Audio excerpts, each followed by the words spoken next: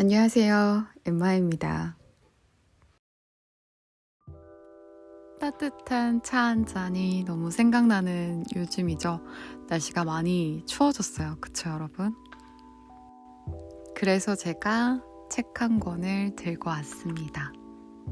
바로 장혜현 작가님의 1인분 소설입니다. 제가 이 책을 굉장히 아껴요. 그래서 굉장히 많이 읽기도 하고 저 혼자 이제 딕션 연습을 할 때 읽기도 했던 책인데 굉장히 추천하는 책입니다. 여러분들이 에세이를 별로 좋아하시지 않는다 하더라도 이 책을 접하시게 되면 에세이가 이런 느낌이, 이런 읽는 맛이 있구나 라고 생각하실 수 있을 것 같아요. 그럼 지금부터 읽어보도록 할게요.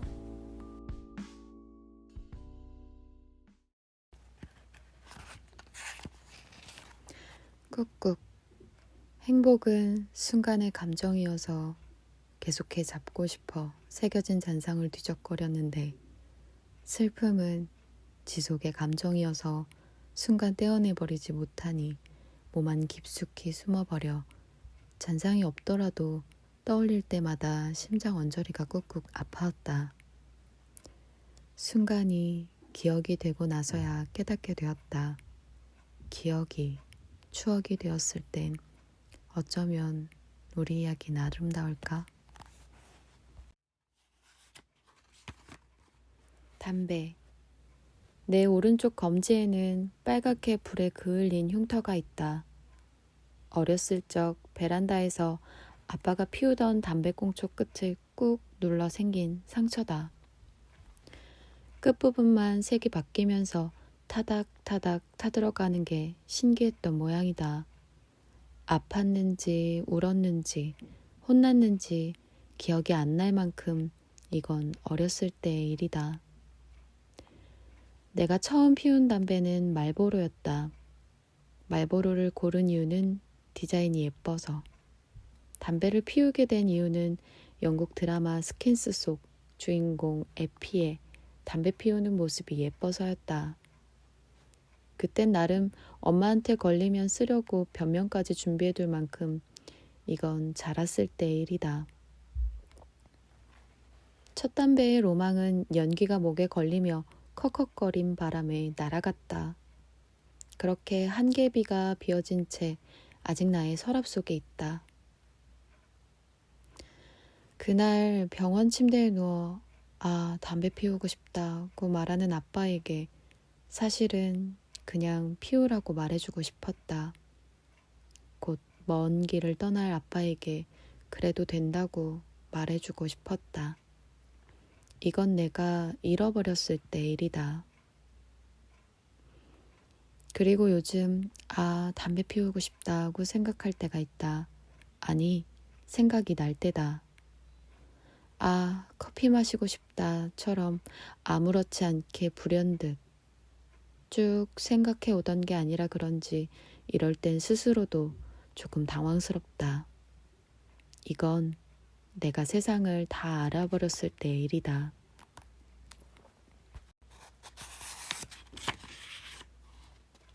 방방이.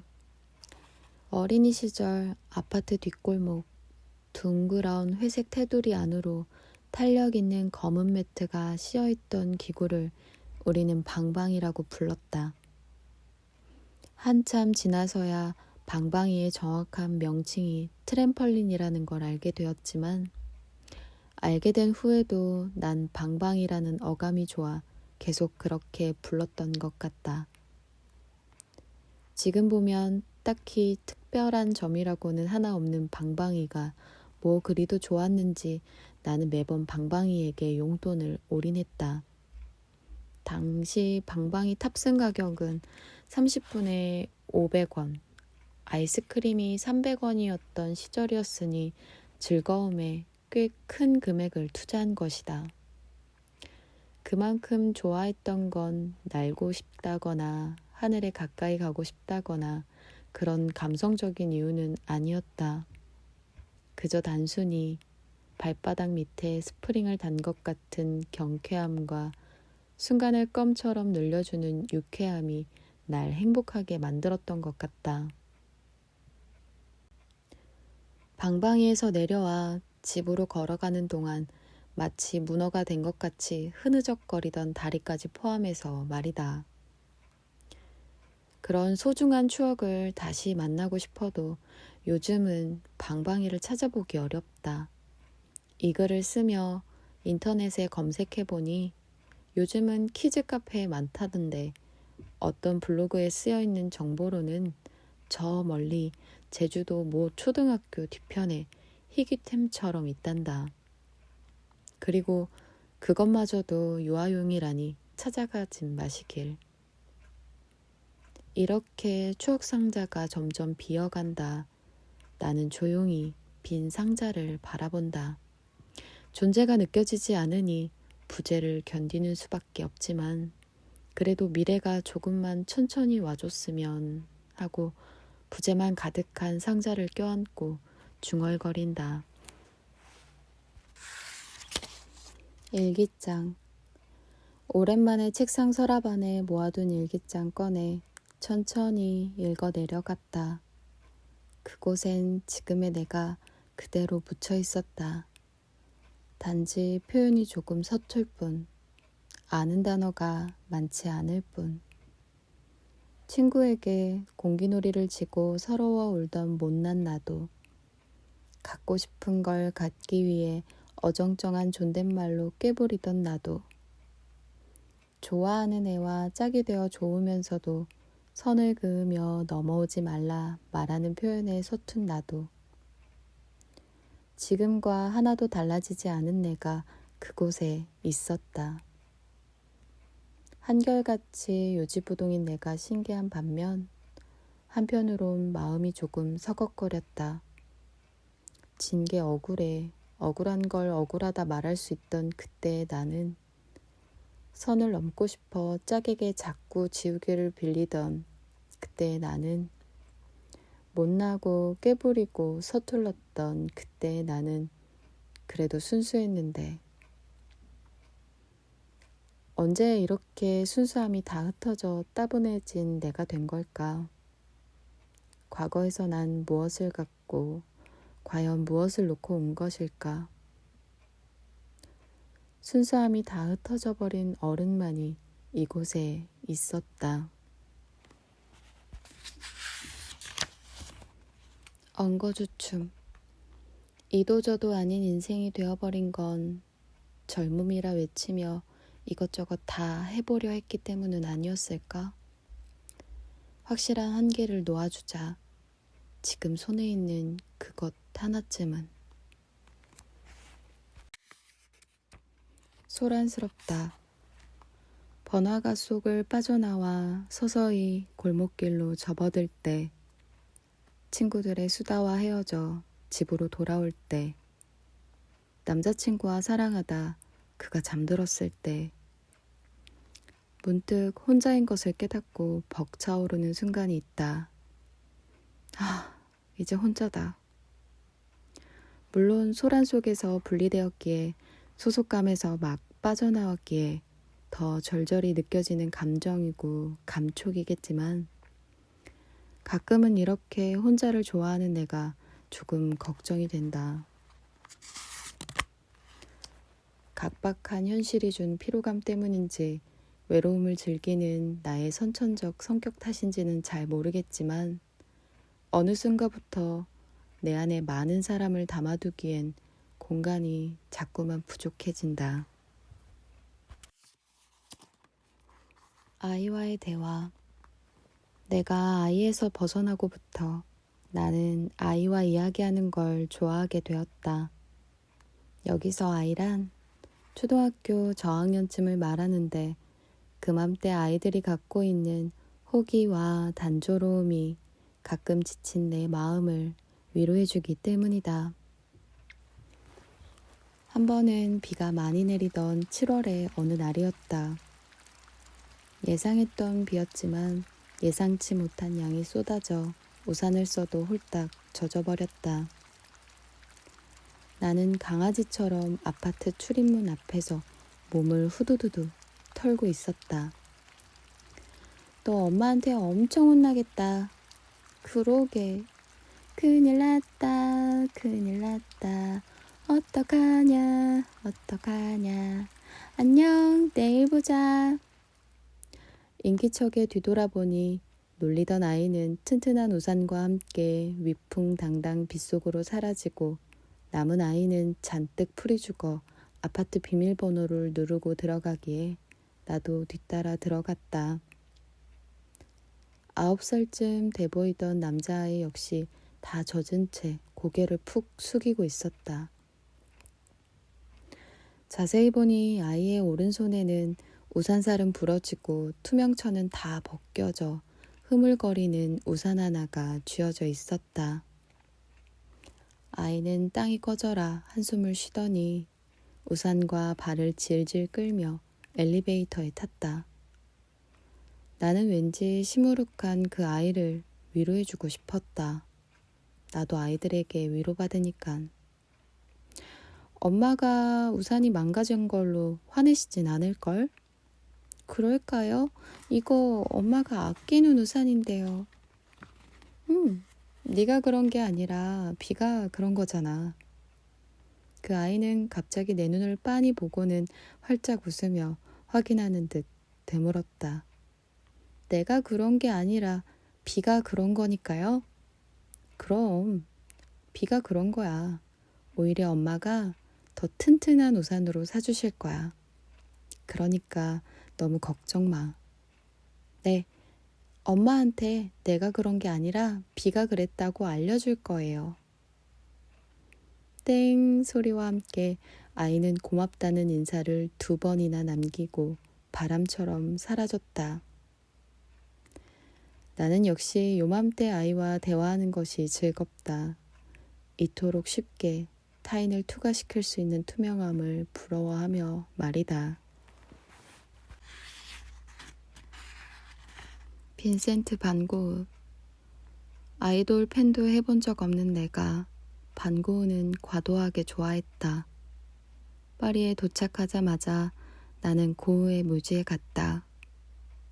묘지는 화려한 파리 시내에서 한참 떨어진 곳에 있었다.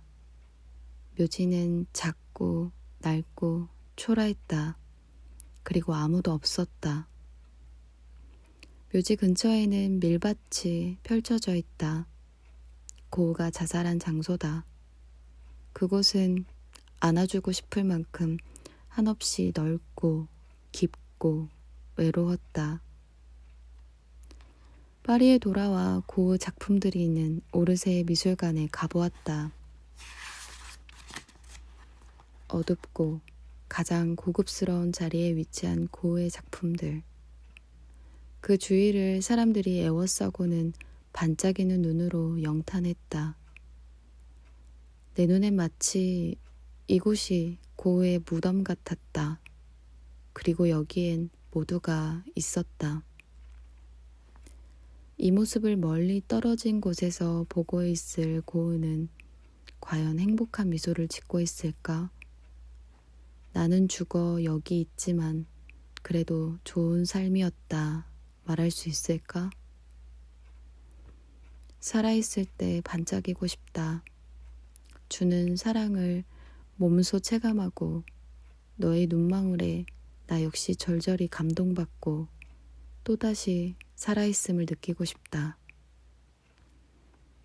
그렇게 생각하면서 왠지 나는 조금 쓸쓸해져 버렸다.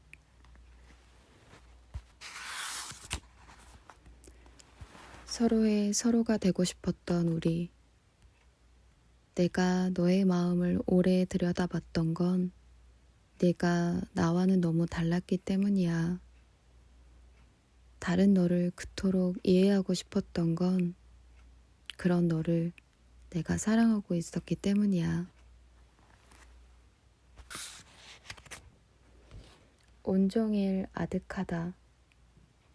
아무리 사랑한다 말해보아도 마음이 가지 않았다. 사랑에 속한 말들은 모두 내 무의식의 속안인 듯 그에게 마음이 쏟아지지 않았다. 그렇다고 그를 나에게서 떼어놓고 싶지는 않았다.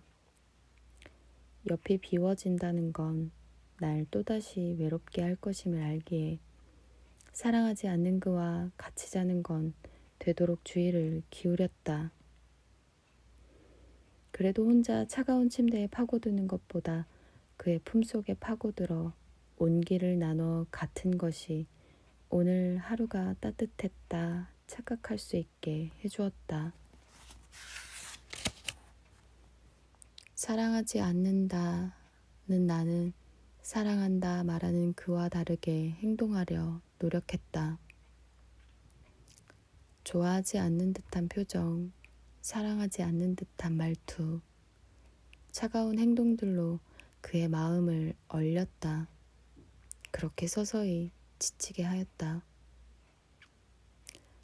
그가 내 인생에서 사라진 후 모든 게 조금 반대로 되었다. 아침에 잠이 들었고 저녁에 하루를 시작했고 친구를 만나면 자주 웃었고 천장이 조금 낮아지고 바닥이 조금 떠 있는 것 같은 침대에서 나는 자주 울었다. 이렇게 되고 보니 알게 된 건 하나였다.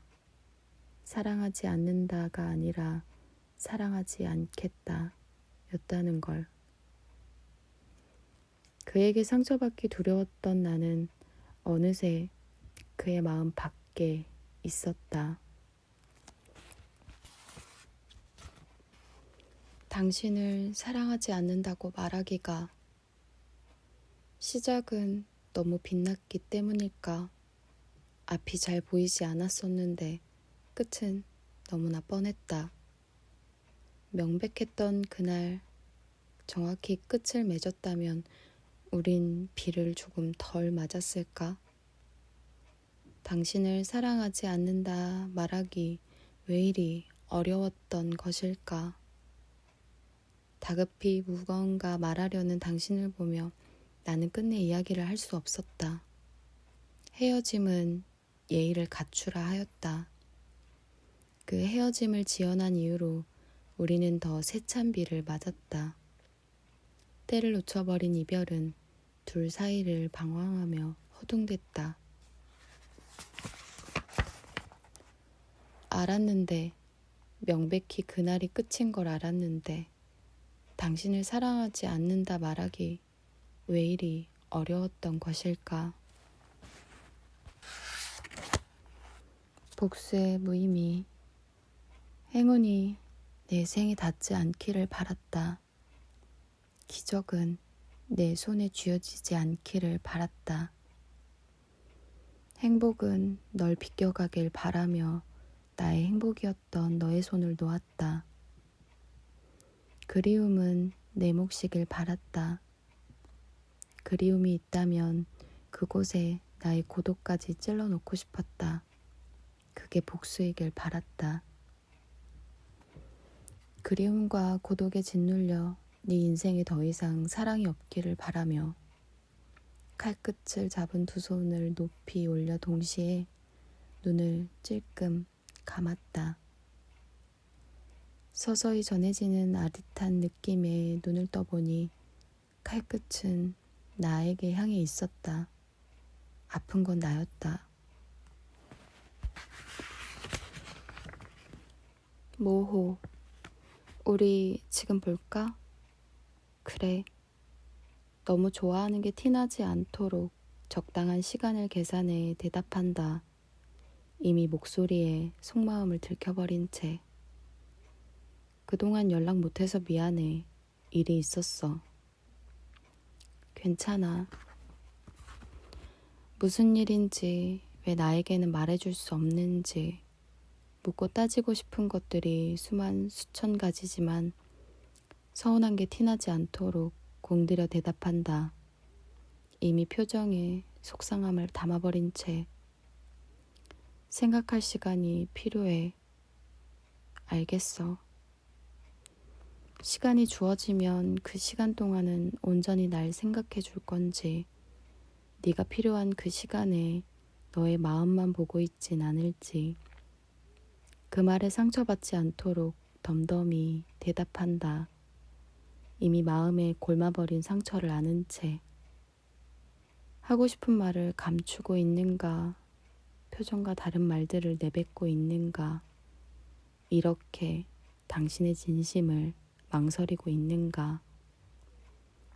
모호하다면 그의 답은 내가 아니다.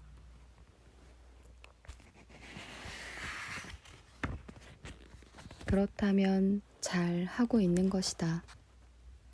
끝이 잡힐 것 같다가 끝이 미로 속으로 숨어버린 건 아닐까 하다가 좋아해 주겠지 하다가 싫어하면 어쩌지 불안해 하다가 마음에 들었다가도 다음날 보면 고치고 고치다 틀려버린 문제 같기도 하다면 당신은 잘 하고 있는 것이다.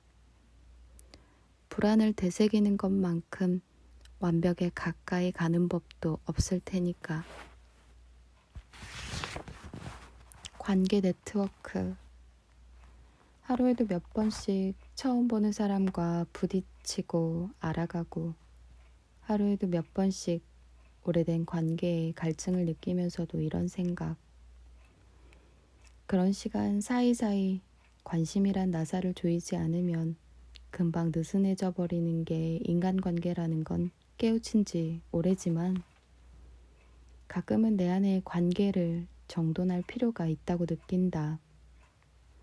하루하루 성실히 구축해 놓은 무수히 많은 선 때문에 정작 필요할 땐 중요한 선을 찾지 못해 매번 꼬이고 엉켜버리기에 그 안에는 분명 이미 고장나 버린 선도 있을 테고 당장 충전이 필요한 선도 있을 테며 새로 들어와 위치를 찾지 못해 머뭇거리는 선도 있을 것이다. 당장 정리가 필요하다. 누구도 아닌 나를 위해서. 그리고 이건 마음이 더 견고한 하드디스크를 갖기 위해 꼭 필요한 작업일 것이다. 여기서 중요한 건 정리된 선에는 미련두지 않는 것이다. 머뭇거리지 않는 것이다. 나도 이미 누군가에겐 정리된 사람일 테니. 그저 우리는 물건도 사람과의 관계도 버리는 게 더 익숙한 시대에 살고 있을 뿐이니. 단어의 이면. 돌리고 싶은 시간은 후회가 되었고, 후회를 뒤집으니 나를 보게 되었고, 나를 제대로 보니 무상한 욕심이었단 걸 알았다. 하고 싶은 말을 모으니 자랑이 되었고, 자랑을 뒤집으니 부끄러움을 보게 되었고, 부끄러움을 만나니 모든 게 허상이란 걸 알았다. 살면서 배운 감정의 언어는 모두 이렇게 이면이 있었다. 여기까지가 1인분 소설이었습니다. 모두 읽은 건 아니고요. 제가 챕터별로 좋아하는 글들 위주로 읽었고요. 궁금하시다면 1인분 소설을 구입하신 후에 읽어보시는 걸 추천드립니다. 목소리가 톤이 조금 고르지 못하다 하더라도 양해 부탁드리고요. 열심히 읽었으니까 예쁘게 봐주시고요. 그러면 오늘도 좋은 밤, 좋은 꿈, 잘 자요. 안녕. 이상 엠마였습니다. 아 참! 여러분의 구독과 좋아요는 저를 춤추게